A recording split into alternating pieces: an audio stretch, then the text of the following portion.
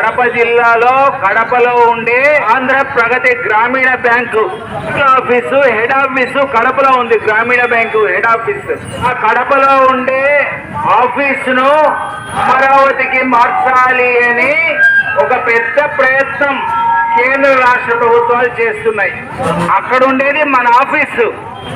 కొన్ని దశాబ్దాలుగా అక్కడ ఉండే ఆఫీసు కడపలో ఉంది అంటే కొంత వందల మంది అక్కడ బతుకుతారు. కానీ దాన్ని అక్కడి నుంచి తీసుకుపోయి ఎక్కడో పెట్టాలని చెప్పి కేంద్ర రాష్ట్ర ప్రభుత్వాలు చూస్తున్నాయి. దానికి వ్యతిరేకంగా పెద్ద ఉద్యమం ఈరోజు రాయలసీమలో జరుగుతూ ఉంది.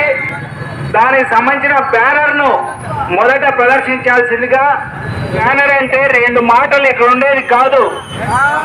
ఇది కడపలో ఉండే రాయలసీమలో ఉండే ప్రజలందరూ కూడా అరే ఎందుకు ఇట్లా జరుగుతా ఉంది అని బాధపడుతున్న బాధ ఇది.